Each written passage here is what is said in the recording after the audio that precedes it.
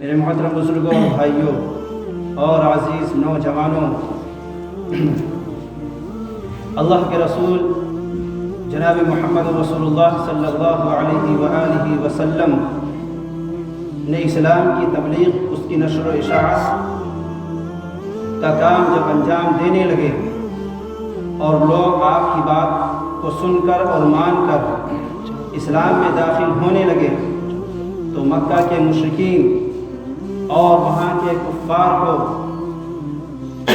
یہ فکر ستانے لگی کہ اگر مسلمانوں کی تعداد دھیرے دھیرے اسی طرح بڑھتی رہی، ان کی تعداد میں اضافہ ہوتا رہا تو وہ دن دور نہیں کہ مکہ ہمارے ہاتھوں سے نکل جائے گا اور مکہ پر مسلمانوں کی سرداری قائم ہو جائے گی۔ لہذا انہوں نے ان تمام لوگوں پر ظلم و ستم کے پہاڑ توڑنے شروع کر دیے جو اسلام میں داخل ہو جاتے تھے، جس کے اوپر جس کا جتنا بس چلتا اتنا اس پر ظلم و ستم کرتا۔ ظلم کی ایک حد ہوتی ہے، جب پانی سر سے اونچا ہو جاتا ہے تو پھر کچھ فیصلے لینے پڑتے ہیں۔ مکہ کی 13 سالہ زندگی مسلمانوں کے لیے ایک بھٹی سے کم نہیں تھی کہ جس میں مسلمانوں کو تپایا گیا۔ یہ آزمائش کی بھٹی تھی، یہ امتحان اور ابتلا کی بھٹی تھی جس میں مسلمانوں کو 13 سال تک تپایا گیا، گرمایا گیا اور انہیں کندر بنا دیا گیا۔ اللہ کے رسول صلی اللہ علیہ وسلم مسلمانوں کو صبر کی تلقین کرتے کہ صبر کرو، صبر کرو۔ جب کبھی کبھی ظلم حد سے آگے بڑھ جاتا تھا تو مسلمان حضور سے کہتے اللہ کے رسول اب ہمیں جنگ کی اجازت دی جائے، اب برداشت نہیں ہو رہا ہے، پانی سر سے اونچا ہو چکا ہے، مکہ کی گلیاں ہمارے لیے تنگ ہو چکی ہیں، مکہ کی سرزمین ہمارے لیے تنگ کی جا چکی ہے۔ حضور فرماتے کہ صبر کرو، اللہ تعالیٰ کوئی راستہ پیدا فرما دے گا۔ بالآخر اللہ کے رسول صلی اللہ علیہ وآلہ وسلم نے مسلمانوں کو ہجرت کرنے کی اجازت عطا فرمائی، اور جیسا کہ ہم نے عرض کیا تھا گزشتہ جمعے کو کہ پہلے مسلمانوں نے ملک حبشہ کی طرف ہجرت کی تھی۔ اب وقت آیا کہ مسلمان یثرب کی طرف ہجرت کر جائیں۔ مدینہ کا پرانا نام یثرب تھا، حضور کے وہاں پہنچنے کے بعد وہ مدینہ النبی ہو گیا، یعنی نبی کا، رسول کا شہر۔ ایک ایک دو دو کر کے مسلمان مکہ چھوڑ کر مدینہ منورہ جانے لگے، لیکن کفار کو جب بھنک مل جاتی، کسی کے جانے کی اطلاع ملتی تو وہ اس کا پیچھا کرتے اور پکڑ کر لانے کی کوشش کرتے۔ اسی طرح مسلمان چھپ چھپا کر مکہ سے نکلے اور مدینہ پہنچنے لگے۔ جب سارے مسلمان وہاں سے چلے گئے اور آخر میں رسول اللہ صلی اللہ علیہ وآلہ وسلم اور آپ کے خاص دوست سیدنا ابو بکر صدیق رضی اللہ تعالیٰ عنہ مکہ میں رہ گئے اور حضرت علی رضی اللہ تعالیٰ عنہ مکہ میں رہ گئے۔ یہ 3 لوگ تھے جو مکہ میں ابھی باقی تھے۔ اللہ کے رسول صلی اللہ علیہ وسلم نے حضرت علی سے فرمایا کہ مجھے اللہ کی طرف سے ہجرت کرنے کی اجازت مل چکی ہے، اور اس اجازت ملنے سے پہلے رسول اکرم صلی اللہ علیہ وآلہ وسلم کو خواب میں ہجرت کی جگہ دکھلائی گئی تھی اور بتایا گیا تھا کہ آپ کی ہجرت کرنے کی جگہ یہ ہوگی، آپ کو خواب میں دکھلایا گیا تھا۔ تو حضرت علی رضی اللہ تعالیٰ عنہ سے فرمایا آپ نے کہ میرے بستر پر سو جاؤ، اور صبح ہونے کے بعد جس کی امانتیں ہمارے پاس رکھی ہوئی ہیں ان امانتوں کو امانت دار کے پاس پہنچا دینا۔ اللہ کے رسول صلی اللہ علیہ وسلم کے وہ بدترین دشمن تھے کفار و مشرکین، مکہ کے بڑے بڑے سردار، رئیس، مگر اتنا وہ جانتے تھے، مانتے تھے، یقین کرتے تھے کہ آپ امین ہیں، آپ صادق ہیں، بات جو بولتے ہیں بالکل سچی بولتے ہیں، پکی بولتے ہیں، اور امانت ان کے پاس رکھوائی جاتی ہے تو امانت کی حفاظت کرتے ہیں اور من عن اسی طرح امانت کو واپس کر دیتے ہیں۔ اسی لیے حضور کو اپنا دشمن سمجھنے کے باوجود اپنی امانتیں حضور کے پاس رکھواتے تھے، اور وہ سمجھتے تھے کہ ہماری امانت حضور کے پاس رہے گی تو محفوظ رہے گی، اس امانت میں خیانت نہیں ہوگی۔ تو آپ نے فرمایا کہ آج رات علی تم میرے بستر پر سو، اور صبح ہوتے ہی ان امانتوں کو امانت دار کے پاس پہنچا کر مدینہ آ جانا۔ حضرت علی رضی اللہ تعالی عنہ بستر پر سو گئے۔ اللہ کے رسول صلی اللہ علیہ وسلم نے ہجرت کرنے کی تیاری شروع کر دی۔ جب مشرکین کو معلوم ہوا کہ مسلمان جانے لگے اور تقریباً سارے ہی یہاں سے چلے گئے، تو انہوں نے ایک منصوبہ بنایا۔ دارالمشورہ ان کا ایک مکان تھا جہاں پر وہ مشورہ کیا کرتے تھے، اہم کاموں کے لیے وہ مشورہ کرتے تھے۔ کتابوں میں اس کا نام دارالندوہ لکھا ہے، دارالمشورہ۔ وہاں پر مکہ کے بڑے بڑے سردار جمع ہوئے اور اس بات کی پلاننگ کرنے لگے کہ محمد صلی اللہ علیہ وآلہ وسلم کو کس طرح سے روکا جائے، کس طرح سے نجات دے دی جائے، ہمیں ان سے نجات مل جائے۔ کسی نے کہا کہ انہیں جلا وطن کر دیا جائے تاکہ مکہ ان کے وجود سے محفوظ ہو جائے۔ تو لوگوں نے کہا کہ اگر ان کو جلا وطن کر دیا جائے گا، یہ جہاں بھی جائیں گے، تمہیں معلوم ہے کہ محمد کی بات جو بھی سنتا ہے وہ اس کا قائل ہو جاتا ہے، یہ جہاں جائیں گے ان کی اکثریت بڑھتی چلی جائے گی، لہذا یہ تجویز نامنظور ہوئی۔ ایک دوسرے نے کہا کہ انہیں قید کر کے کسی زندان خانے میں ڈال دیا جائے۔ تو لوگوں نے کہا کہ اگر انہیں قید کر دیا جائے گا تو مسلمان انہیں کسی نہ کسی طریقے سے چھڑا کر لے کر چلے جائیں گے۔ بہرحال یہ تجویز بھی نامنظور ہوئی۔ ابو جہل ان تمام لیڈروں کا سردار، مکہ کا سردار، اس نے کہا کہ ہر قبیلے سے، ہر خاندان سے ایک ایک نوجوان کو تیار کیا جائے اور سب کے ہاتھ میں ننگی تلواریں ہوں، اور محمد کے گھر پر سب کے سب جمع ہو جائیں، اور جیسے وہ گھر سے نکلیں، صبح کی نماز کے لیے وہ نکلتے ہیں، یک بارگی سب حملہ کر دیں اور ان کا کام تمام کر دیں۔ اس طریقے سے محمد کا خون تمام قبائل پر بٹ جائے گا، اور محمد کے خاندان والے، ان کے قبیلے والے تمام قبیلوں سے جنگ نہیں کر سکتے۔ اگر کوئی ایک قبیلہ یہ کام کرتا ہے تو اس سے انتقام لیا جا سکتا ہے، لیکن اگر سارے قبائل والے یہ مل کر کام کرتے ہیں تو تمام قبیلے والوں سے محمد رسول اللہ صلی اللہ علیہ وسلم کا خاندان اور پریوار ان سے انتقام نہیں لے سکتا تھا۔ یہ ایسی تجویز تھی کہ اس پر سب متفق ہو گئے کہ آج اس انسان کا قصہ تمام کر دیا جائے۔ اللہ کے رسول صلی اللہ علیہ وسلم کو اللہ تعالیٰ نے ان کے اس ناپاک منصوبے کی اطلاع دے دی کہ آج رات ان لوگوں کا یہ منصوبہ ہے اور آپ کے ساتھ یہ کرنے والے ہیں۔ اللہ کے رسول صلی اللہ علیہ وسلم نے حضرت علی کو اپنے بستر پر لٹایا اور سورہ یاسین کی تلاوت کرتے ہوئے اپنے گھر سے نکلے۔ دونوں طرف تلواریں کھینچی ہوئی ہیں، لوگ منتظر ہیں آپ کے نکلنے کے۔ آپ نے ایک مٹھی میں خاک لی، مٹی لی، اور اس طرح ہے کہ فَأَغْشَيْنَاهُمْ فَهُمْ لَا يُبْصِرُونَ پڑھتے ہوئے آپ نکل گئے۔ انہیں پتہ ہی نہیں چلا، احساس نہیں ہوا کہ کوئی شخص یہاں سے نکلا ہے۔ جب صبح ہوئی دیکھا کہ ابھی تک نہیں نکلے۔ عربوں کی ایک اچھی عادت تھی کہ وہ زنان خانے میں ایسے نہیں گھس جاتے تھے، وہ انتظار کرتے رہے۔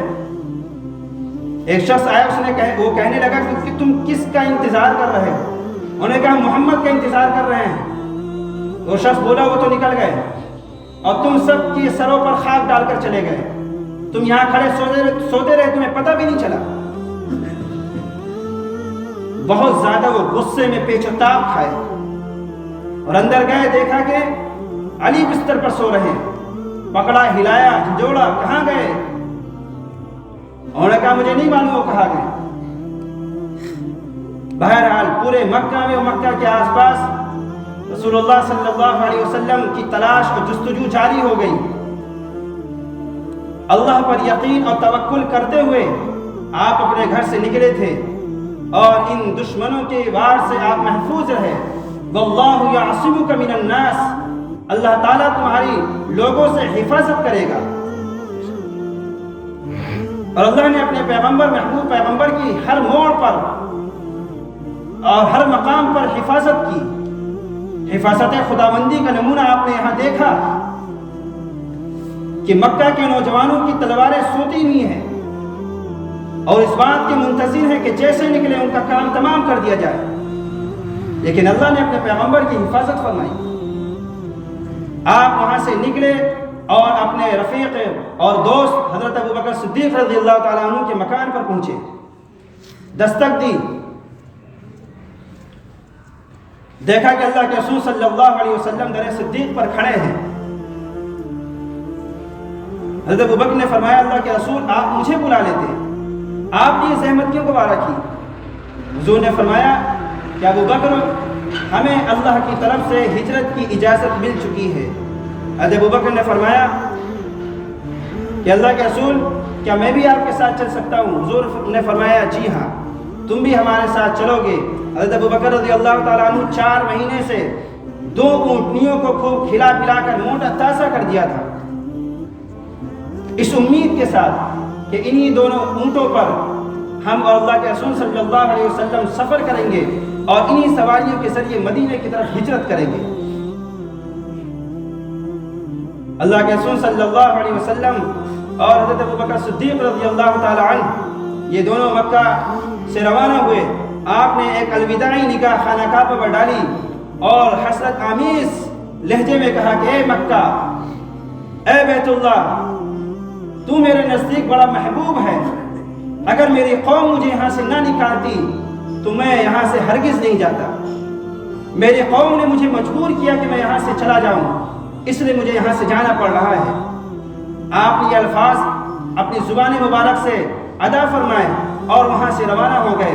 آپ غیر سور میں آئے۔ حضرت ابوبکر نے فرمایا کہ اللہ کے رسول آپ باہر کھڑے رہیں، میں اندر جاتا ہوں اور اس کی صاف صفائی کر دیتا ہوں اور بستر لگا دیتا ہوں۔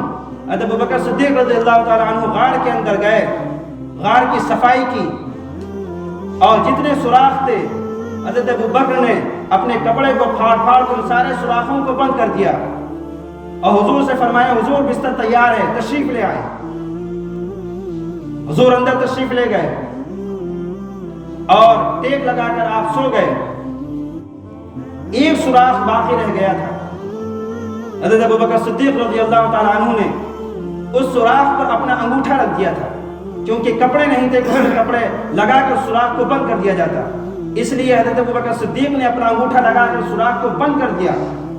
یہ سوراخ اسی لیے بند کیے تھے تاکہ کوئی جانور، کوئی موذی جانور سوراخ سے باہر نہ آ جائے۔ یہ حفاظت کی غرض سے اور دنیاوی تدبیر کی غرض سے سارے سوراخوں کو آپ نے بند کر دیا اور حضور کو اندر بلایا اور حضور کا سر مبارک اور جناب سیدنا ابوبکر صدیق رضی اللہ تعالی عنہ کی گود، منظر ایسا تھا جیسے رحم میں قرآن رکھا ہوا ہو کہ اتنے میں حضرت ابوبکر صدیق رضی اللہ تعالی عنہ کو کچھ کاٹنے کا احساس ہوا۔ معلوم ہوا کہ جس سوراخ پر آپ نے انگوٹھے رکھے تھے کسی جانور نے انگوٹھے میں کاٹ ڈالا اور اس نے ڈنک مارا، لیکن حضرت ابوبکر صدیق رضی اللہ تعالی عنہ بالکل اسی طریقے سے بیٹھے رہے، ذرا بھی حرکت نہیں کی، اس لیے تاکہ حضور کو زحمت نہ ہو، آپ کے آرام میں خلل پیدا نہ ہو۔ لیکن جیسے جیسے تکلیف بڑھتی گئی حضرت ابوبکر رضی اللہ تعالیٰ عنہ کی آنکھوں سے پانی گرا۔ جب درد کی شدت بڑھ جاتی ہے اور کسی چیز کی تکلیف، اس کا درد ناقابل برداشت ہو جاتا ہے تو پانی کی شکل میں آنکھوں سے گرتا ہے۔ حضور کا چہرہ گود پر ہے اور ابوبکر صدیق رضی اللہ تعالیٰ عنہ کی آنکھوں سے پانی گر رہا ہے اور وہ پانی کا قطرہ حضور کے چہرے مبارک پر گرا، حضور کی آنکھ کھل گئی۔ آپ نے فرمایا ابوبکر کیا ہوا؟ فرمایا اللہ کے رسول کچھ نہیں، کسی جانور نے کاٹ لیا ہے۔ حضور نے فرمایا دکھاؤ کہاں کاٹا ہے۔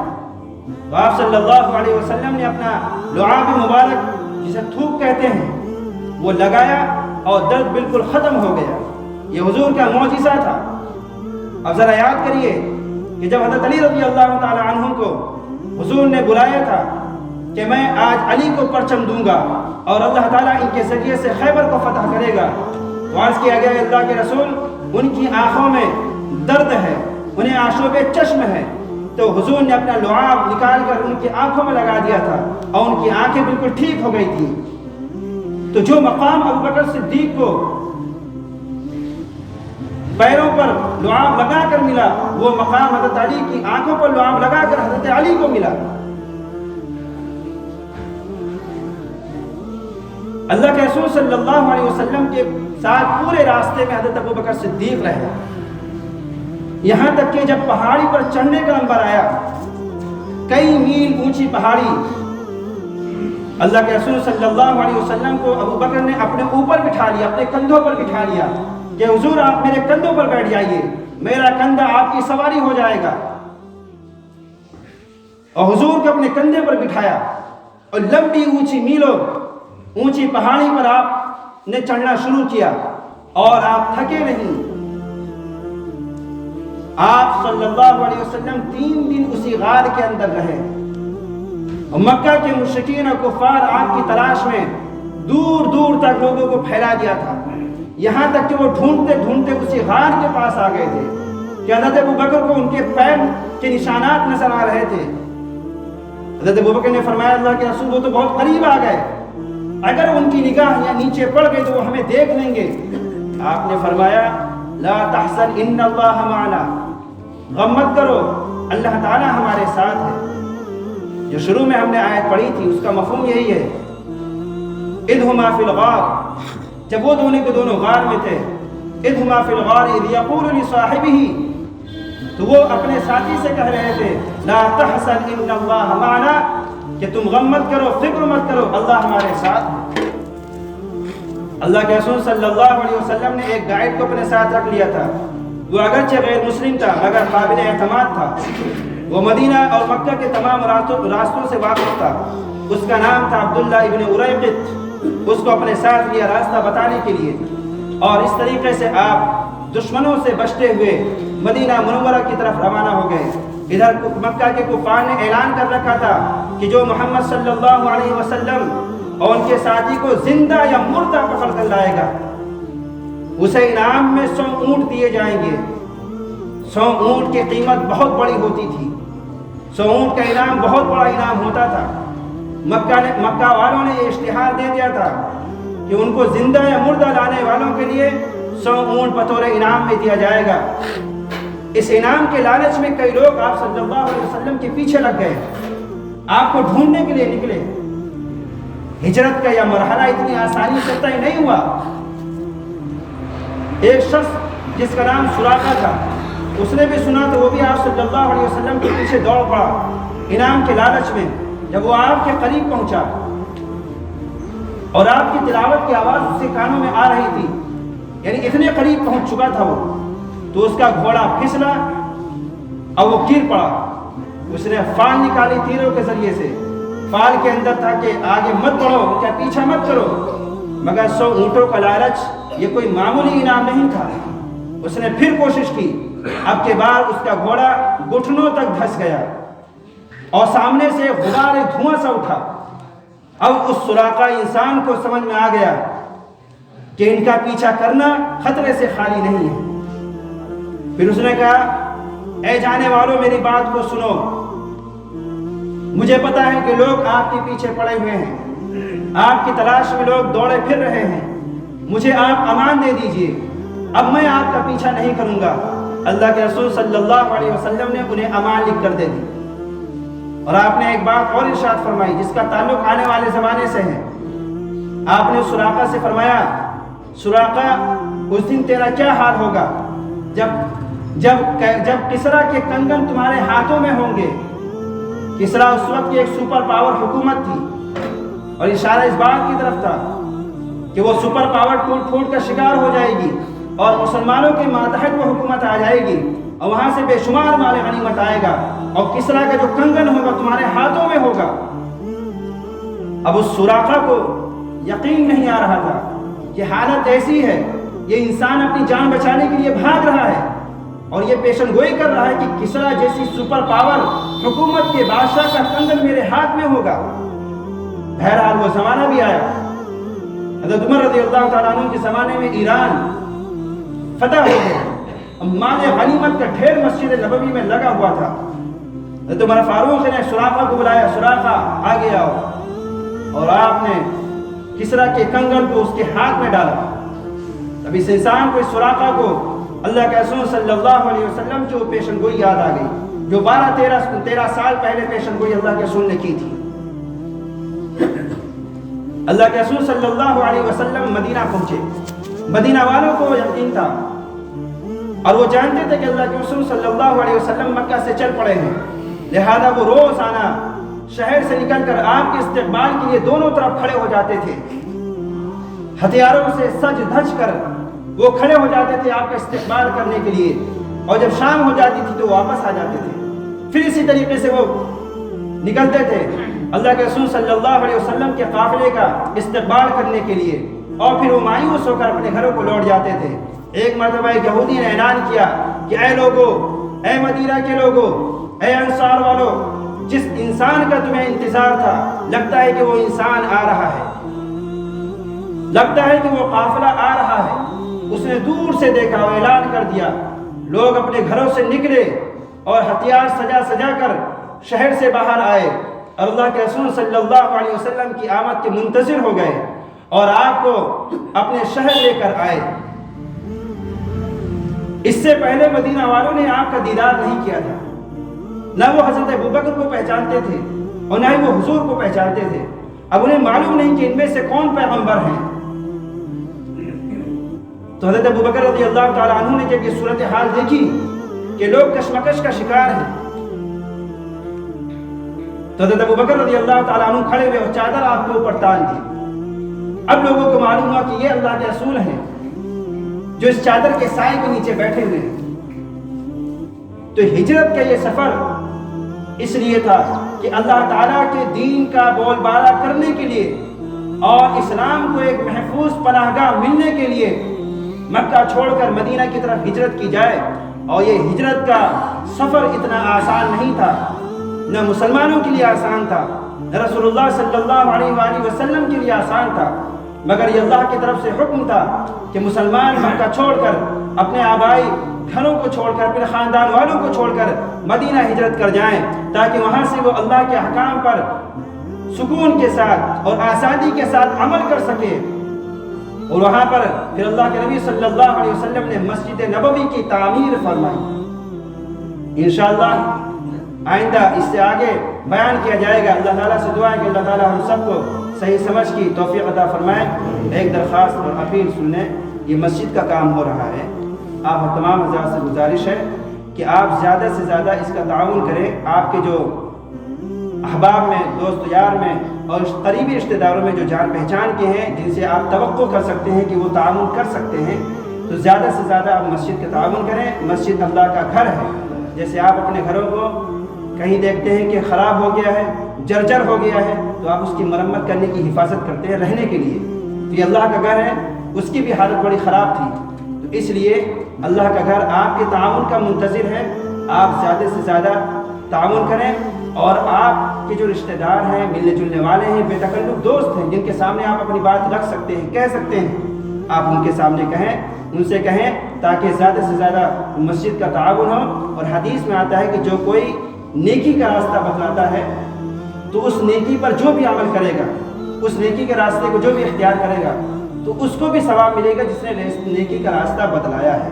اگر آپ تعاون کرنے کا ذریعہ بنیں گے تو آپ کو بھی ثواب ملے گا، اور جو شخص تعاون کر رہا ہے اس کو تو ملے گا ہی، مگر اس کے ثواب میں کسی طرح کی کوئی کمی نہیں کی جائے گی۔ تو آپ خود سے بھی اس کا تعاون کریں، اور کسی دوسرے کے ذریعے سے اگر آپ اس مسجد کا تعاون کر سکتے ہیں تو ضرور کریے۔